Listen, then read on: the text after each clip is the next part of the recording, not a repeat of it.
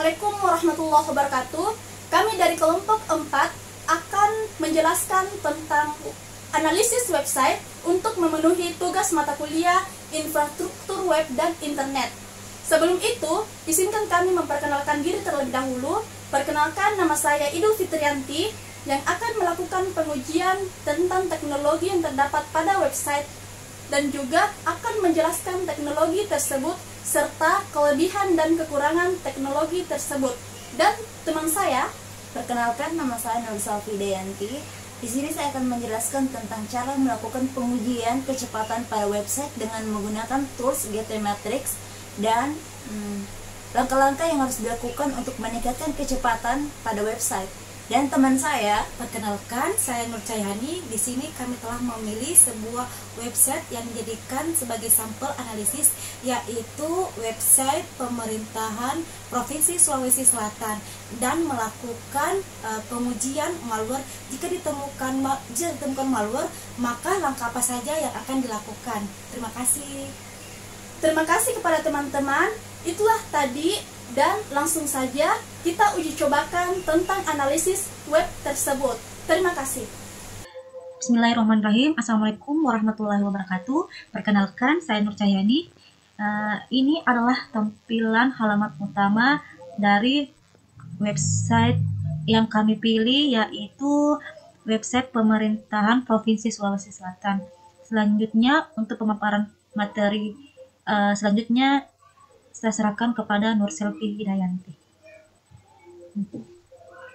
Assalamualaikum warahmatullahi wabarakatuh. Perkenalkan, nama saya Nur Selvi Hidayanti. Di sini saya akan menjelaskan tentang cara pengujian kecepatan web dengan menggunakan tools GTmetrix. Langsung saja ke step pertama, kita buka tab baru, tulis keyword GTmetrix. Ini kita pilih yang paling atas.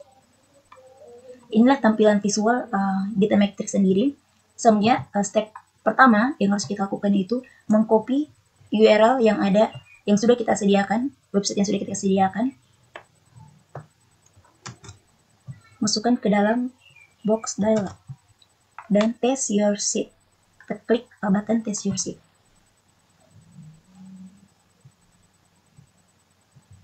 Tunggu sampai analisis URL-nya selesai.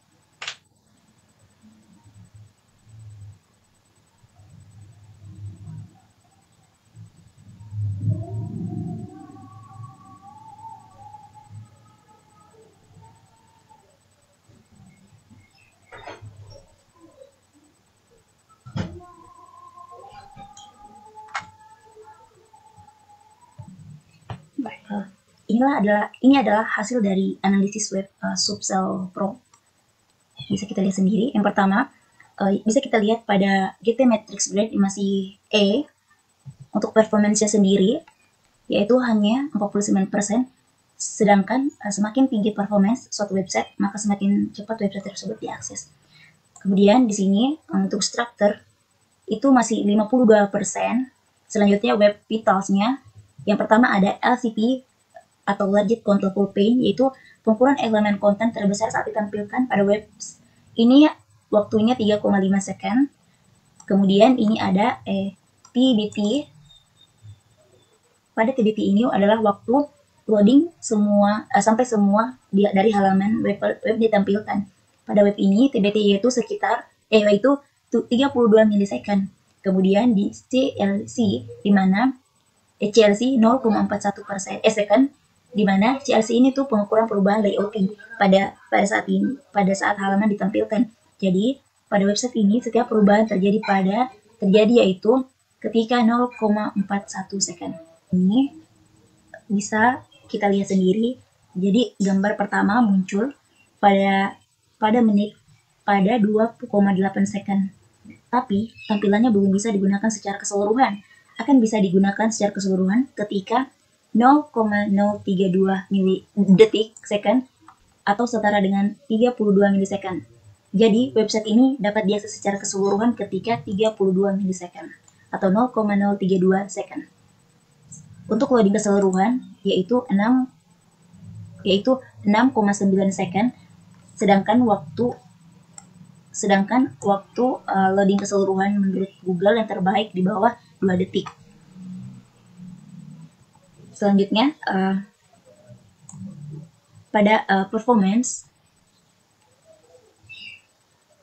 sebenarnya sama dengan summary, hanya di sini dijelaskan lebih detail lagi, seperti virus control full pane-nya 2,8 second, speed index-nya 3,7 second, login control full pane-nya 3,5 second, kemudian time to interactive-nya longer-nya sebesar 3,4 second, total blocking time-nya sebesar 3,2 milisecond, sama seperti yang di atas, dan cumulative layout shift-nya 0,4 second. Selanjutnya, pada fitur structure, pada bagian struktur ini adalah hal-hal yang harus diperbaiki agar website ini cepat loading. Jadi, di struktur ini menginfokan apa-apa saja yang perlu diperbaiki. Contohnya, di sini kita bisa lihat semua data-data yang harus diperbaiki. Di sini ada gambar-gambar, dan selanjutnya rata-rata pemrograman yang harus diperbaiki itu adalah CSS, bahasa pemrograman CSS. CSS dan JavaScript. Kemudian, langkah-langkah yang harus dilakukan untuk meningkatkan kecepatan pada website ini yaitu dengan mengkonvert file seperti gambar agar ukurannya lebih kecil sehingga website tersebut lebih cepat untuk loading. Terus, yang pertama ada optimize dan resize gambar. Jadi, ukuran gambar yang diupload sebaiknya di bawah 1 MB. Jika melebihi itu, sudah dipastikan kecepatan website akan menurun. Namun, jika sudah diupload gambar dengan berat di atas 1 MB, Anda kompres saja gambar tersebut dengan tools seperti Smosh supaya gambar tersebut menjadi ringan. Selesai mengoptimasi gambar, saatnya untuk melakukan ukuran pixelnya sesuai dengan rekomendasi dari hasil pengecekan kecepatan loading website. Setelah itu, setelah disesuaikan, kita dapat me-re-upload gambar tersebut, lalu jangan lupa dicek di toolsnya untuk tes kecepatan websitenya lagi. Kemudian selanjutnya ada maksimalkan plugins, yaitu uninstall jika tidak digunakan. Plugins menawarkan segala bentuk kemudahan yang menarik. Namun, seperti yang sudah dijelaskan pada bagian penyebab loading website lambat, plugins yang digunakan sangat berpengaruh pada kecepatan website. Bukan hanya plugins aktif, melainkan plugins yang tidak aktif pun sama pengaruhnya. Kini, saatnya kita mempertimbangkan kebutuhan plugins website yang kita buat. Jika sudah tidak digunakan, lebih baik dihapus. Kemudian yang selanjutnya itu adalah mengaktifkan gzip compression. Gzip compression merupakan cara untuk memperkecil ukuran file yang ada dalam website, antara lain CSS, HTML, JavaScript, dan XML. Resource server yang dipakai tentu berkurang jika kita mengaktifkan gzip compression. Kemudian selanjutnya cara untuk ada install plugins caching. Mengaktifkan caching akan sangat membantu untuk meningkatkan kecepatan loading website, di mana browser tidak membutuhkan request berulang dari halaman yang diakses, kecuali caching dihapus. Kita hanya bisa menginstal plugin caching seperti Lightspeed Cache. Kemudian ada landing page optimize. Ini lebih menarik dan menampilkan banyak konten di halaman utama, namun sangat memperlambat loading website. Untuk memaksimalkan konten di landing page website, kita harus mengganti pengaturan WordPress dengan cara menentukan fitur setting lalu reading di sidebar WordPress. Di bagian blog page show at most ditentukan jumlah posting yang ingin ditampilkan sesimpel mungkin, lalu simpan di bagian bawah halaman. Yang selanjutnya ada minimize file HTML, CSS, dan JavaScript. Minimize berperan untuk menghilangkan karakter yang tidak diperlukan dalam struktur kode, dan demikian file kode lebih ringan sehingga mempercepat loading di website. Plugins Autoptimize sangat direkomendasikan karena penggunaan yang lebih mudah serta tidak memerlukan waktu yang sangat lama. Kemudian selanjutnya ada gunakan CDN atau Content Delivery Network, yaitu jaringan server yang berada di seluruh dunia bekerja untuk mengirimkan konten website ke browser pengguna dari server yang paling dekat. Dengan CDN, beban server yang berkurang yang akan meningkatkan performa loading website. Manfaat CDN akan terasa jika pengunjung website akan datang dari ragam dunia, misalnya Amerika Serikat. Mereka bisa mengakses website dengan cepat dengan memiliki server di Indonesia. Misalnya, target kita berada di Inggris atau UK, namun servernya berada di Indonesia. Mintalah layanan CDN dari penyedia hosting. Kemudian, cari hosting yang handal dan cepat. Cara terakhir untuk meningkatkan kecepatan loading website yaitu adalah memilih hosting yang handal supaya pasti cepat. Jika pada akhir berbagai cara yang sudah diinformasikan masih belum dioptimalkan untuk meningkatkan kecepatan loading, saatnya untuk mengecek lagi apakah hosting yang digunakan memiliki masalah atau tidak. Jika memiliki hosting penyebabnya, solusinya segera mencari lalu memindahkan seluruh file ke hosting yang lebih baik atau mengupgrade paket hosting untuk mendapatkan banyak manfaat dan mengakses fitur lainnya. Selanjutnya, fitur waterfall. Untuk mengetahui file yang duluan dipanggil sampai akhir. Di sini bisa kita lihat. Totalnya ada 72 request sebesar 3,259 MB untuk uncompressednya dan 6,9 second unloadnya. Selanjutnya, pada fitur video, ini menampilkan alur perubahan dari website. Kemudian ada history. Jadi pada history ini, ketika kita melakukan scanning sekali kemudian pada struktur terjadi perubahan, maka terlihat di history. Dari sebelumnya belum terjadi perubahan sampai sudah diubah beberapa kali. Semua akan muncul di history. Hanya pada history ini memerlukan login untuk melihat history perubahannya. Mungkin hanya itu yang bisa saya sampaikan. Lebih dan kurangnya mohon dimaafkan, saya kembalikan ke materi selanjutnya. Bismillahirrahmanirrahim, saya atas nama Idul Fitrianti akan menjelaskan tentang pengujian teknologi yang digunakan pada website ini dengan menggunakan tools Buitwit. Di sini kita buka saja tab baru, kemudian mengetikkan keyword Buitwit. Kemudian enter. Nah, di sini kita menggunakan Buitwit teknologi lookup. Untuk website yang akan diadakan pengujian, di sini saya copy dan pastekan ke sini. Kemudian klik lookup.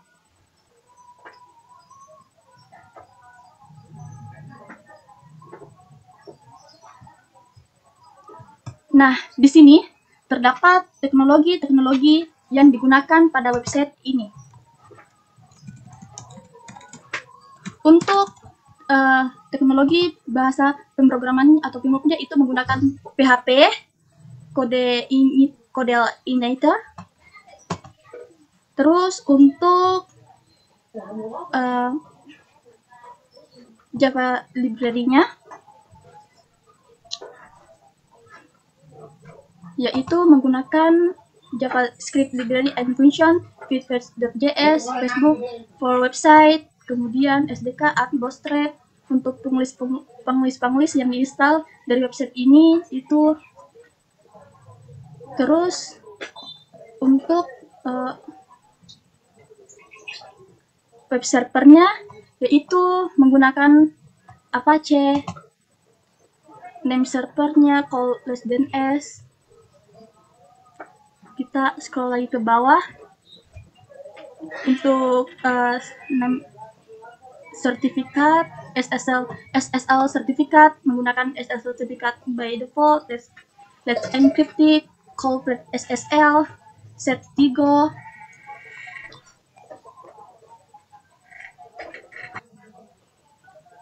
Untuk teknologi pengujian teknologi dengan menggunakan web pleasure.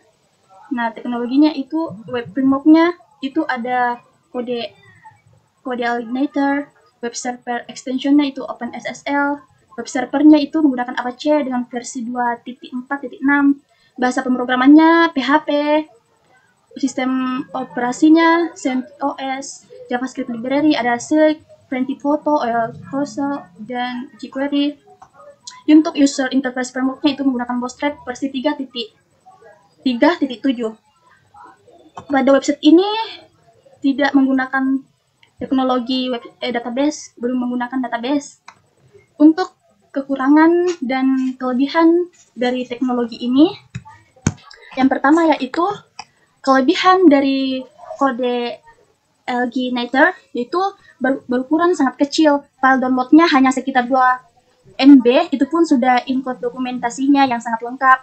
Kemudian dokumentasi yang bagus, saat kita mendownloadnya telah disertakan dengan dokumentasi yang berisi pengantar, tutorial, bagaimana panduan penggunaan, serta referensi dokumentasi untuk komponen-komponennya. Selanjutnya untuk kelebihan yaitu kompatibilitas dengan hosting, Codealginator mampu berjalan dengan baik pada hampir semua platform hosting. Codealginator ini juga mendukung database-database paling umum, termasuk MySQL.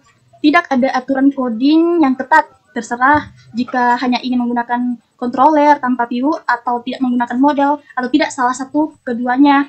Namun dengan menggunakan ketiga komponennya adalah pilihan lebih bagus.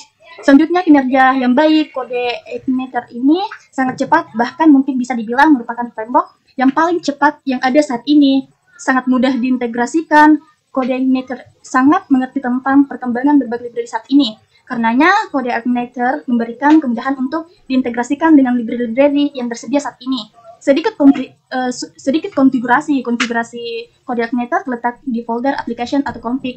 Selanjutnya, Codealginator tidak membutuhkan konfigurasi yang rumit, bahkan untuk mencoba menjalankannya tanpa melakukan konfigurasi sedikit pun, dia tidak bisa berjalan. Mudah dipelajari.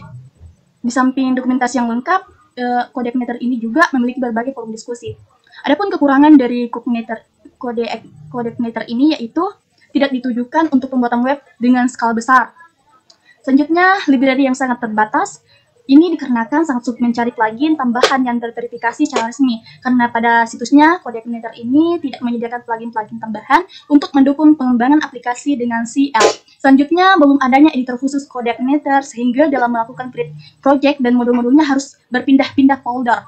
Selanjutnya, kelebihan dan kekurangan dari teknologi Apache ini. Yang pertama yaitu kelebihannya yaitu open source dan gratis, bahkan untuk tujuan komersial, software yang handal dan stabil, patch keamanan yang terus-menerus diperbarui, fleksibel karena memiliki struktur berbasis modul, kemudian konfigurasi dan tidak sulit bagi pemula. Lintas platform dapat berfungsi baik bisa per Unix maupun Windows. Untuk kelebihan selanjutnya yaitu dapat digunakan di situs WordPress. Komunitasnya besar dan memudahkan pengguna untuk menemukan masalah. Untuk kekurangannya yaitu terjadi gangguan pada performa jika suatu website menerima traffic dengan jumlah sangat besar. Selanjutnya, terlalu banyak opsi konfigurasi yang bisa mengarah ke rentang keamanan. Untuk selanjutnya yaitu kelebihan dan kekurangan dari bahasa pemrograman PHP dalam merancang situs web. Untuk kelebihannya yaitu bersifat open source, lebih fleksibel, bantuan dan dukungan library support, pemuatan yang lebih cepat, platform yang mandiri dan bersifat sendiri, lebih user-friendly termasuk kepada pemula, lebih stabil, koneksi ke database yang baik, membantu meningkatkan peluang kerja. Untuk kekurangan menggunakan bahasa pemrograman PHP ini, keamanannya yang kurang terjamin. Karena bersifat open source yang belum tentu baik, dari segi keamanan tidak cukup aman karena semua orang dapat melihat file teks ASCII yang tersedia dengan mudah. Tidak sesuai untuk pengembangan aplikasi web yang besar dan kompleks. Performa yang lemah. PHP ini tidak mendukung penggunaan banyak fitur dalam satu waktu. Tidak sesederhana bahasa pemrograman terkini. Meskipun PHP merupakan bahasa pemrograman yang masuk dalam kategori populer yang cukup kuat, namun terdapat banyak bahasa pemrograman lain yang lebih mudah digunakan untuk mengembangkan aplikasi web. Selanjutnya, tidak adanya akses untuk melakukan modifikasi. Cara melakukan heading error yang kurang tangguh. Itulah tadi kekurangan dan kelebihan dari teknologis yang terdapat dari website Sulsel Provinsi ini. Dari saya, lebih dan kurangnya mohon dimaafkan. Wassalamualaikum warahmatullahi wabarakatuh. Dan untuk selanjutnya, saya serahkan ke teman saya, Nur Cahyani. Terima kasih. Perkenalkan, nama saya Nur Cahyani. Terima kasih untuk pemateri sebelumnya. Di sini saya akan melakukan pengujian malware menggunakan tools Safe Browsing Set Status. Pertama, kita buka tab baru. Selanjutnya kita masukkan URL-nya yaitu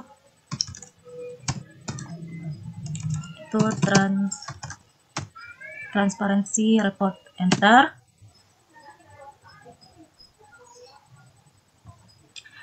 Ini adalah tampilan halaman utama dari Safe Browsing Site Status. Di bagian cek set status, kita paste URL web yang diuji cobakan, kemudian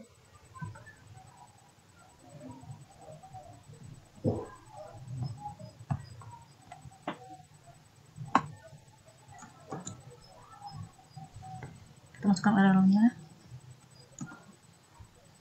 Kemudian klik search.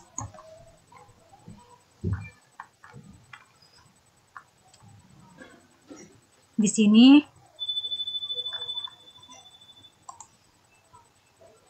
sini tidak terdapat malware seperti pada gambar tersebut.